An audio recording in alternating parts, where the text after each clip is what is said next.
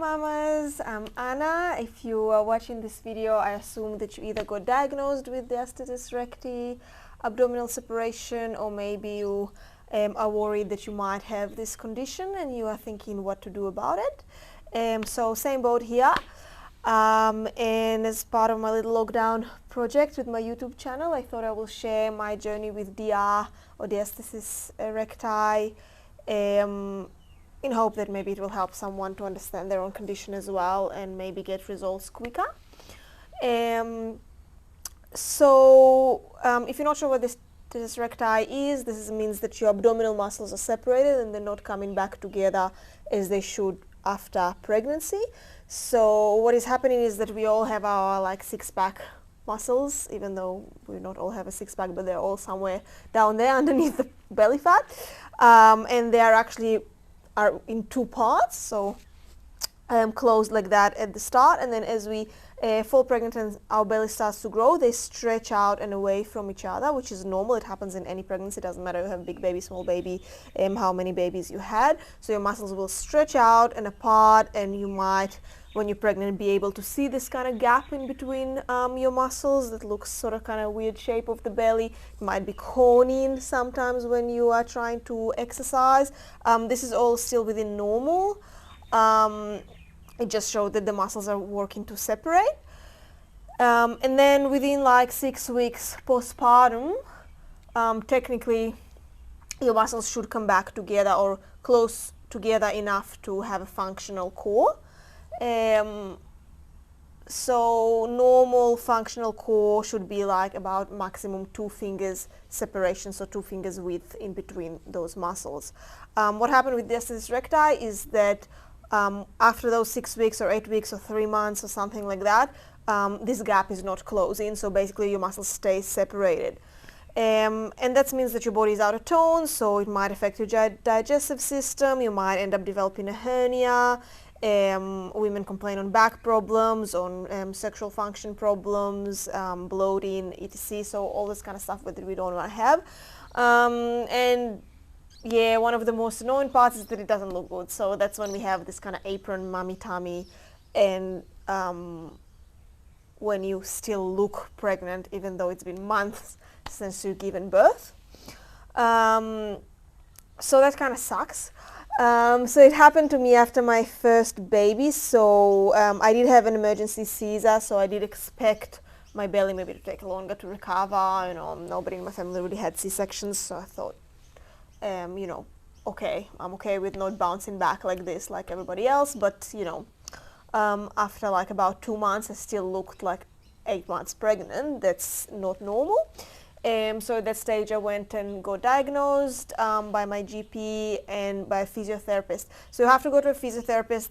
They are the best to properly diagnose it, and then they can give you exercises to do. So luckily I have my yoga teaching background and a lot of understanding of anatomy myself, so I could develop my practice in a way that is working for me and slowly work on closing the gap. So far it's been about 7 months of me working on closing the gap. I'm 10 months postpartum. I can see progress, and you can see in my videos and my postpartum playlist, all the videos on that playlist are suitable for women with DRAM or with diastasis recti. Those are stretches, fitness exercises, yoga practices. They are all suitable for you, and they all can be helpful for you, and they are safe. Of course, you need to consult your own physiotherapist, and if there's any other issues, it's your own responsibility to go and get checked and make sure that you're allowed to exercise. But in general, those ones are safe for us in our condition. I've been doing them for the past months or so, and yeah, this is what this playlist is for, to share my journey with you. And so on my playlist you can see probably the very first video is about the 5 ways I had to change my practice after getting diagnosed. So after giving birth and realizing that I have an issue with my core, I had to change my practice, and I discussed that in that video. You're welcome to have a look. And then there are 2 quick strengthening routines, 10-minute and 15-minute strengthening routines that I've been doing daily that help me close the gap. So to start with, I had a very large gap, so literally my belly looked like I had twins when I had my baby Ethan. after giving birth, and I was lying there on the bed on my back, and I would take a sip of water and I can just literally see my guts moving. It was very, very creepy. So my abs were so separated that the whole whatever is underneath them was completely exposed, just covered with skin basically. And I had no idea what it is. I looked at the doctors. I'm like, this is not normal. Am I going to be okay? Like, am I gonna like survive this? And they're like, oh yeah, just be gentle with your body. It will come back together. So in general, like, I kept finding that a lot of medical professionals assume that the diastasis recti will come back together, because it does actually happens to most women. So when I was pregnant and I had this separation really severe, they kept telling me, yeah, but don't worry, when you give birth it will come back together. Don't worry, when you give birth it will come back together. And of course it hasn't. So it's not as common, but it does happen to a lot of women. So since it happened to me and I researched and looked up at Facebook group, there are thousands of women around the world with the same problem. So the best is not to assume that it's just going to pass, and work on it, because if you don't work on it, you can either aggravate it, or you just live with the symptoms and it's kind of sucks, and eventually you might have to fix it with surgery, which is obviously a harder option. But yeah, unfortunately, even if you work on it, you might need surgery if you have more kids and if your gap becomes very large. But doing those exercises that I show in my strengthening routine will help you even if you are going by the surgery path, because you're closing the gap, so you are maximizing your results before and after surgery. So pretty much my first proper diagnosis of the diastasis recti was already 2 months postpartum, when I could finally go to a physiotherapist. And at that point I had about 4.5 fingers throughout my gap, so below belly button, in belly button and above. This is how we usually measure the diastasis. So that's a quite large gap for that stage postpartum, and I was starting with my exercise program then. But to start with, I had even a larger gap when I just given birth. So what I did is, straight after giving birth, maybe a day or two after, when I realized that something looks really wrong, I started wearing my support wear, so high undies, compression tights every day 24/7, and I would do my breathing exercises where on the exhale I'll pull my belly in. And so at 2 months postpartum I got to about 4.5 fingers. From that point I started exercising, so look up those 2 routines that I said at the start. Those are the exercises that I've been doing, and my gap started to decrease, which got me excited because I'm a very fit person and I love fitness. So I felt like I'm ready to maybe work out more, and I added a cardio routine to my daily workout. So I would do about 15 minutes diastasis exercises, about 20 minutes of cardio, and then stretch every day. And I actually probably overdone it a bit, so I came back to doing my push-ups, I came back to doing small weights, and it was a little bit too much for me. So that's when my gap actually stopped closing. So I sort of went down to almost 2 fingers, and then I went up again to 3.5, which was quite frustrating. It was about 4 months into exercising, and that's when I was told, okay, you need to strip back, just do the diastasis exercise, maybe very gentle practices, no cardio, no high intensity. So from my experience, I would recommend just don't do that.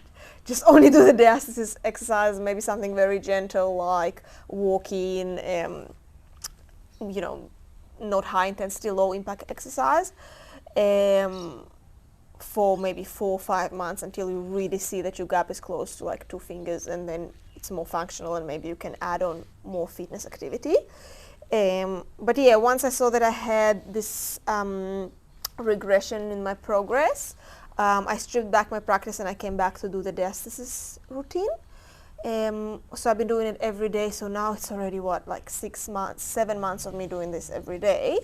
And about 2 weeks ago I went to my physio appointment, and yes, it was successful, and my gap is 2 fingers. So I have 3 fingers above my belly button, 2 fingers at the belly button, and 2 fingers below, but my gap is starting to be much more functional, and I can really see my 6-pack underneath that flap of loose skin of my mommy tummy, and my mommy tummy looks already better as well, so the skin itself looks more recovered just because it just tightened.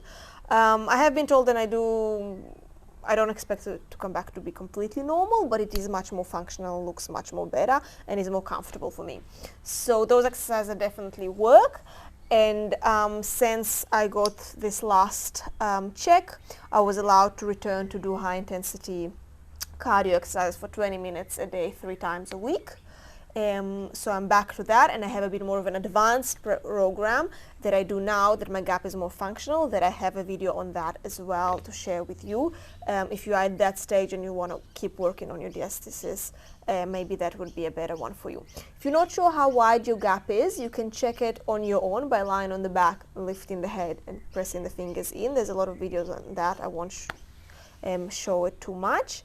But the best way to check it is actually to go to a professional, because they will check it and they will measure it a bit more precisely. They also have an ultrasound machine that can help do that.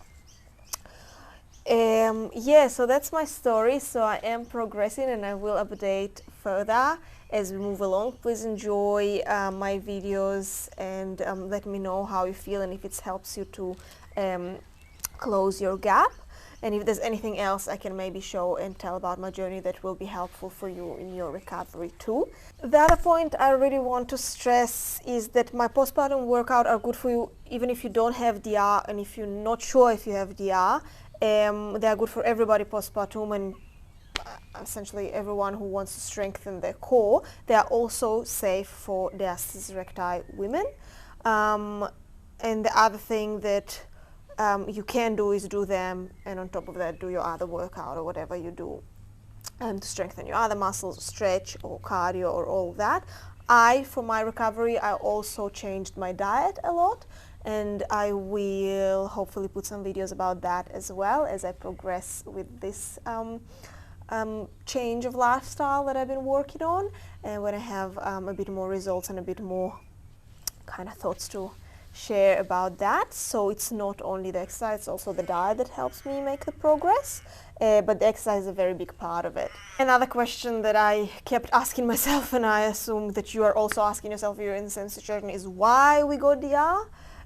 So I was told it could be genetic, it could be about my posture, it could be about my muscles, it could be about my height, and so anyway, I just stopped asking myself this question. Honestly, I think those kind of things are also come down to luck and just a lot of things coming together. You could not prevent it in any way. The only thing you can do is work on your muscle tone and strength for future pregnancies to try and have less damage next time. But even if you work a lot, it's not necessarily going to prevent you from having it completely. So next pregnancy, I'm definitely going to wear my compression tights from the start of the pregnancy. I'm definitely going to do the exercises throughout, and I am continuing and doing my diastasis recti routines even when my gap is already more functional, just because I want to keep this strength and keep this tension as I go to future pregnancies. It's only my first baby and I do want to have more, and I am hoping to have a bit of an easier recovery with the next one. I feel like mentally it was really hard for me at the start. That's probably was the hardest part of it, that I was just shocked. I was a very fit, healthy, young person. I was sure that I will just bounce back from pregnancy like my mom did, my sister did, and everybody I know did. And I had this gruesome kind of deformed belly that I had no idea that it's even a thing. But as I started working on it and researching it, I found out that there's a lot of women in the same boat, and it does get better. And even if it doesn't get perfect, you sort of start accepting it more as you see the progress. And yeah, I feel like I feel mentally as well as physically much better now about this whole story, even if my belly is not perfect, and probably my supermodel career is probably over, but there's other things out there for me. So please subscribe to the channel, watch the videos, enjoy the practice. I really hope it will help someone out there with the same condition. I feel really empathetic to those of you who are looking at their bellies now and are in shock like that. I've been there, it sucks. It gets better. All right, thank you so much.